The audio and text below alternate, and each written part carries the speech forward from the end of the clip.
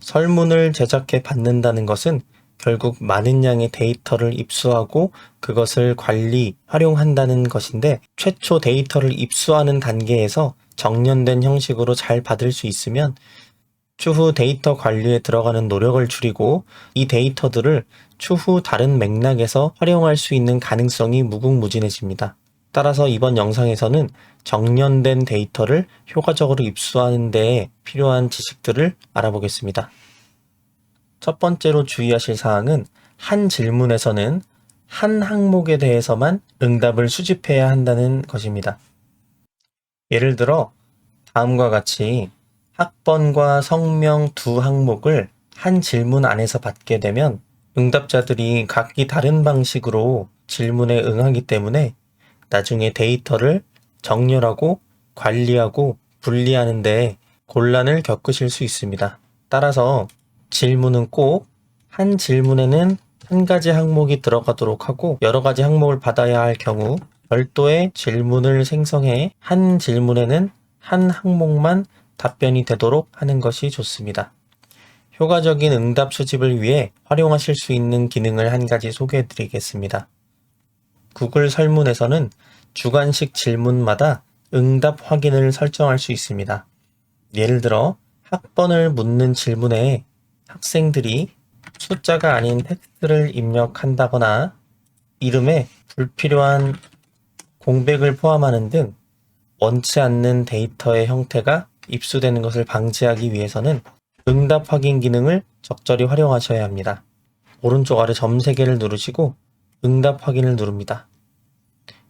그러면 다음과 같은 4종류의 응답 확인을 사용하실 수가 있는데요. 학번의 경우 숫자를 고르시고 사이값을 이용하면 선생님이 의도하신 숫자의 범위를 설정해서 학생들이 불필요한 오타를 내는 것을 방지할 수 있습니다. 마찬가지로 성명의 경우 학생들이 가장 많이 실수하는 것은 이름 뒤에 공백을 포함하는 것입니다. 따라서 다음과 같이 텍스트 포함하지 않음을 선택하고 해당 텍스트로는 이 공백 한 글자를 입력하시고 공백이 들어있는 경우 학생들이 보게 될 메시지를 적어줍니다. 그 외에도 응답이 올바른 이메일 주소 형식인지 URL 링크 형식인지 등을 확인하는 기능도 있으니 잘 활용해 보시기 바랍니다. 또한 구글에서 기본적으로 제공하는 형태의 응답 확인이 아닌 선생님들이 생각하시는 모든 형태의 제약을 구현하는 방법이 있습니다. 바로 정규 표현식입니다. 예를 들어 응답자들의 연락처를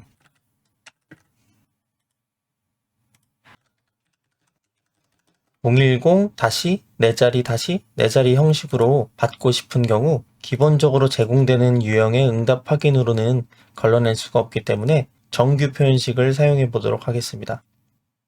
자, 이 경우엔 이러한 형식의 문법으로 정규 표현식을 입력해주면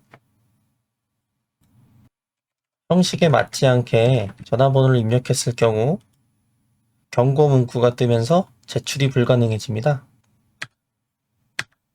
이렇게 형식에 맞는 답변을 입력했을 때만 이 질문을 넘어갈 수가 있고요.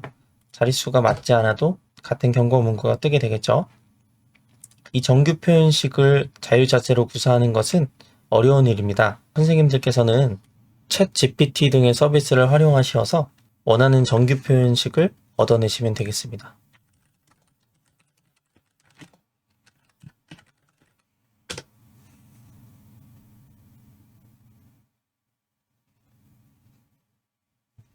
답변을 잘 참고해서 이러한 정규 표현식을 사용한다면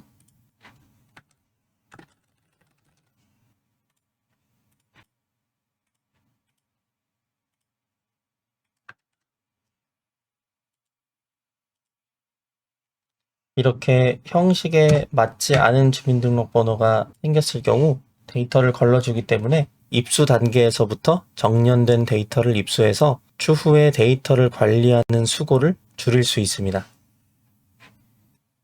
이처럼 정년된 데이터를 입수하기 위해 지켜야 할 수칙과 알고 있으면 좋은 기술들을 학습해 보았습니다.